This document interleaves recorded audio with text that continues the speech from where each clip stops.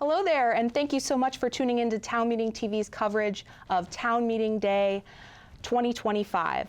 My name is Emily Brewer. I'll be moderating the discussion tonight. This program is part of a series of candidate forums hosted by Town Meeting TV in advance of the Town Meeting Day election on March 4th, 2025. These forums are made possible by Town Meeting TV's generous underwriting partners. You can find all of our forums at cctv.org/TMD2025 or on our Town Meeting TV YouTube channel, where auto-generated captions are available. If you're tuning in on YouTube, click the subscribe button to stay tuned into local democracy this election season. On tonight's program, we will hear from Mark Barlow, who is the incumbent candidate running to continue his time on the Burlington City Council representing the North District. Thank you for being here, Mark. Thank you for having me, Emily, and thank you for Town Meeting TV for putting this on. Absolutely.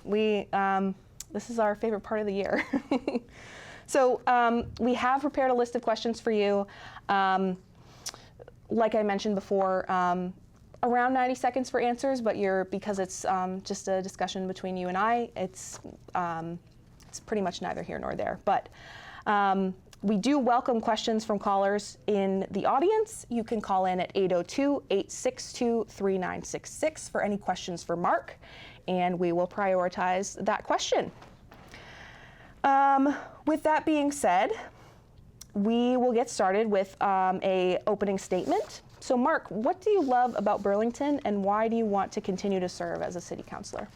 Well, I've lived in Burlington about 50 years. I moved here when I was in middle school. I grew up here. I attended Burlington schools. I went to UVM. I worked in a number of local businesses before starting my own back at the beginning of like 2000, I think. I've been really involved and engaged for about 16 years. I started with doing volunteer work in a local park, doing cleanup activities and organizing green up days there, and then got involved and got onto the school board for 2 terms, from 15 to 19, and then got off of that, was involved in the Parks Commission for about 1.5 years, and then I ran for city council. And so I've been on the city council for almost 2 terms now. And I guess I love Burlington. I've made it my home. I'm committed to staying here. And I often tell people, if you don't like what they are doing, you can complain, you can move, or you can do something about it and get engaged and get involved. So that's sort of the course that I've chosen for me. Yeah, it's pretty clear that you have definitely gotten involved over the years. So thank you for being here tonight. I think it's important that even though when seats are uncontested, coming in and taking the time to share your views on issues that are important to the community in a way that's accessible for folks. So that being said, we'll move on into our list of questions here. And the first one has to do with city finances. So as a councilor, you will be asked to vote on the city's budget. What perspective do you bring to the overall financial management of the city? Well, I think this will be my 4th city budget, and again, I've worked on the school budgets as well because I was on the school board, and I currently serve on the city's Board of Finance, which is the mayor and 4 councilors the 4 councilors are elected by the city council, and so I've served on that for almost 2 years, and you get a little bit more exposure to the details of the budget there. One of the things that I've been worried about this year is that we have a structural budget gap in our general fund budget. We're not sure how big yet, but I expect it's multiple millions of dollars. And so, we had one last year. I think it was about 10 million, and we had to close that. And there was a number of measures taken, but there's revenues raised. A little bit of cost savings, a little bit of vacancies being held open. But we're going to have those same challenges this year, and what I'm worried about is that we're going to have to make some hard choices in the community about how to close the budget gap without really overtaxing people with new revenue. And so I'm hoping that we can do the hard work that we're going to have to do around finding operational and organizational efficiencies. The one good thing is we begun that work. The mayor has an initiative that she's called Modern Gov, and I believe we're getting a presentation on where that initiative is at, and on a view of where the budget's at our February 10th meeting, I think. Okay. And so you have, this is your, this would be your third term as city councilor. How long have you been on the Board of Finance? For 2 years. Gotcha, okay. And, you know, speaking of finances and budgets, and this is also something you have familiarity with, it's the school budget. So Burlington School District administrators have proposed a $135 million school budget, which is a $10 million decrease from last year's budget, resulting in a property tax decrease. Do you support this budget, and why or why not? I do support the budget. I think the school district's done real admirable work this year and in recent years. When I had first gotten on the school board, the school district had been overspending their budget in 7 of the prior 10 budget years then, and they've done a lot of hard work to hone their budgeting process. They budget based on need. They don't build their budget entirely from the ground up, but I think they evaluate, you know, where the need is in the schools and where they have equity measures that they build into that as well. And they do a really excellent job of bringing in those budgets, staying on budget, and running small surpluses every year too, which is also important and a sign of a healthy budget. This year, I'm really excited that I think they're looking at a 4% rate decrease. Some of that because of that good stewardship of school district money, but also because they've done a lot of good advocacy work in the legislature to change the way pupil weightings are calculated so that it has better recognition of some of the unique expenses we have in Burlington, especially around English language learners. So that's helped to bring the rate down this year as well. Okay, great. And continuing with things that voters will see on their ballots this March, the city has several charter changes and a couple of bonds that community members will be voting on. What is your position on those items that voters will see on their ballot? Well, I support all of them, some with some caveats. So the general obligation capital bond, I think we need this because of the bonding that we did for the high school as a community. We haven't had a lot of capacity in the city for capital improvements. We basically maxed out the credit card with the high school. Something people may or may not know is that the district and the city share what's called overlapping debt. They have a memorandum of understanding on how they'll keep that, how they'll divide that debt up, but also we have how they'll adhere to the debt policy. And the debt policy says we can't spend more than 4% of our grand list on overlapping debt between the district and the city. So we haven't had the ability to do any some of the capital improvements that we would normally do on an ongoing basis. We haven't been able to replace vehicles in our city's fleet on the schedules that we would like to, and we're behind on sidewalks and road paving as well. So this will help us to get back on track a little bit. So I support that one. The water bond I support. The lake bond started out really huge. Like I think it was over $200 million, and we've been able to get the water division to phase that project, so it's only $152 million, which is going to be more manageable. And then we've also asked for certain check-ins along the design and contracting phase, as well as asking them to try to do other things to contain the cost. One is it's called a construction manager at risk model, and to continue to look for other funding sources. So I support that. And on the three charter changes, I support those. I voted to put those on the ballot. The guns and bars charter change, as it's called, I support, but I recognize it has challenges in the legislature. I also know that the state has a very similar bill that's being introduced, and that is a measure that would probably be more appropriately handled at the state level than by our city, but I still support it. Okay. Thank you, Mark. And then switching gears a little bit here, what are your top priorities in seeking to continue to serve on the City Council? Well, you know, I don't know if you remember, but back in the 90s and even in the 2000s, Burlington was always looked to as one of the most livable cities in the country. We had a national reputation as one of the best small cities in the country.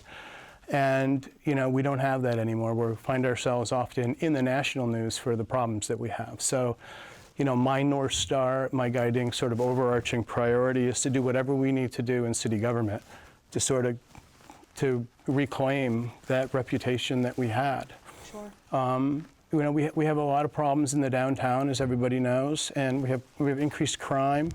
We have, you know, substance use disorder, rampant substance use disorder. We have mental health issues and homelessness in the downtown, and we need to tackle that. And one of the things that we need to do is we need to hire more police officers to enforce some of the laws that we have on our books. So that's a priority of mine.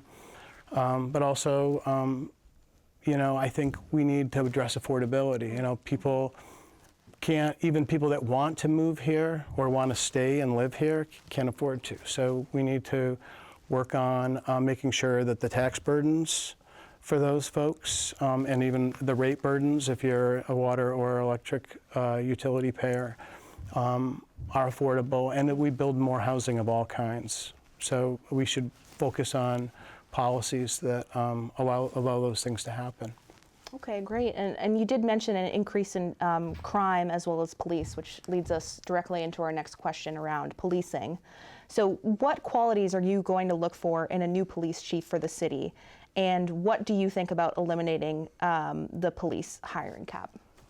Well, first I want to thank Chief Murad for his service and his commitment to our community. I hope we can find someone as capable as Chief Murad. I'm sorry to see him leave, and we'll have to see what the search brings. My understanding is that we'll get more of an update on the search at our meeting on the 18th. Okay. So I look forward to hearing more about that. But I do hope that we can find someone as accomplished as him. I did support the removal of the cap. I would have never voted to put the cap in place. But nevertheless, we had the cap. I did also move to raise the cap from, I think 74 was the original cap, to the 87 where it's at now, when we could, I think in my second year on the council. We asked the chief to go in and give us a report on what the constraints were to recruitment and what the cap should be. And he told us, and we've heard from the union, that the 87 number is an impediment to recruitment. Mm-hmm. So removing the cap doesn't cost a thing, and it removes that impediment. So it's a no-brainer to me that we should remove it. The other thing I'll note is that other departments, they don't have caps. Their size is determined by the budgets that they put forward and the council approval of the positions that they need. And so the police department shouldn't be any different than the other departments in the city. All right, thank you, Mark. And we are getting close to the end here already, but I want to try to get through a couple more questions. Okay. Sorry, if I'm taking too long to answer. No need to be sorry.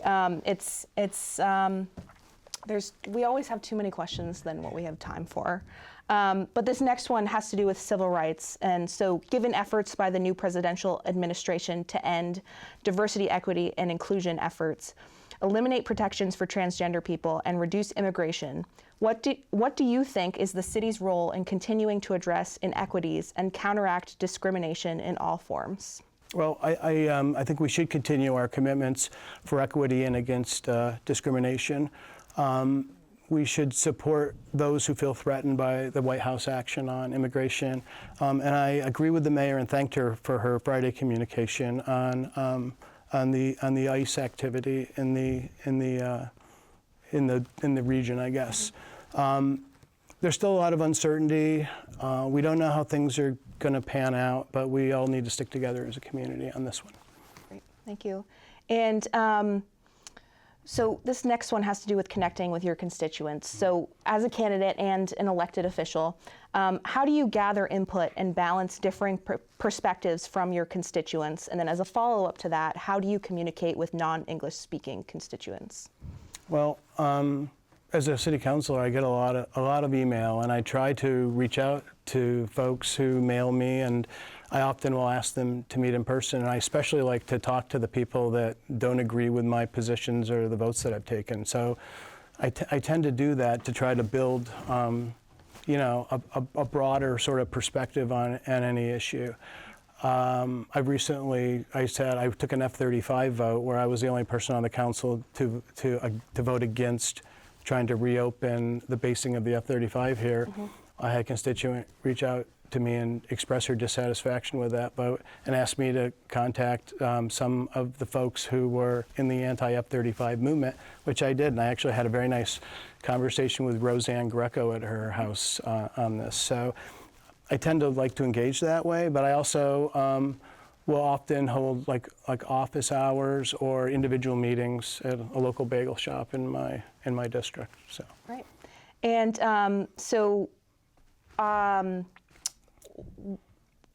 when we get to our closing statements, I'll have you share how folks can get in touch with you. Okay. But this next question has to do with housing and emergency shelter. So city data, as well as anecdotal evidence, tells us that there continues to be a population of Burlington residents living in tents or makeshift shelters. What role does the city play in meeting this challenge?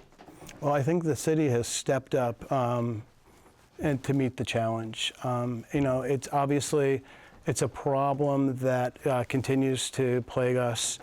It is something that state action has tended to worsen over the last 2 years, I would say, but Burlington's doing its part. We have, I think, over 80% of the shelter beds in the whole county.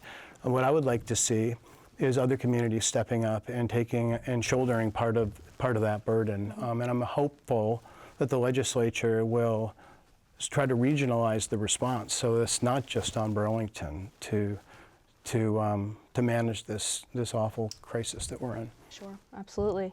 And we're running out of time here, so I'm going to skip down to the last question, which has to do with there being a new mayor for the city of Burlington. So what are your thoughts on the new administration under Mayor Mulvaney Stanek, and how have you worked with the mayor to meet the needs of the city, residents, visitors, and businesses, and then how will you continue when you are reelected?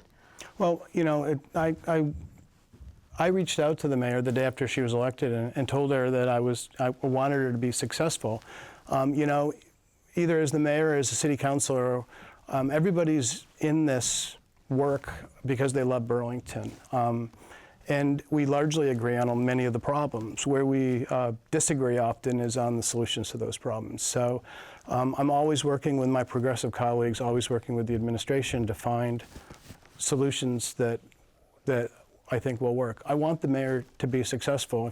If she is successful, Burlington is successful, and we need some wins right now. So I will continue to work on those issues and to make Burlington, you know, a better place. Great. Thank you so much, Mark. And I want to give you a chance to mention anything else that you'd like your constituents to know, including how to contact you, and then just anything else that we didn't get a chance to discuss that you want to make sure you get in. Okay, well, if anybody wants to reach out to me, they can reach out to me at, I'm using my campaign website, markbarlow.org, and they can write to me at my city council address as well, mbarlow@burlingtonbt.gov, if they have questions about city issues. And hopefully they'll support me on Town Meeting Day. Mark, thank you so much for coming in and having this discussion with me tonight. I really appreciate it. And I also want to thank you all for tuning in to Town Meeting TV's ongoing coverage of local candidates, budgets, and ballot items. You can find this and many more forums at cctv.org/TMD2025 or on our Town Meeting TV YouTube channel. Don't forget to cast your ballot on Town Meeting Day, either on or before March 4th. and then tune in to Town Meeting TV's results recap show that evening at 7 p.m. Thank you again for watching and sharing Town Meeting TV. Have a great night.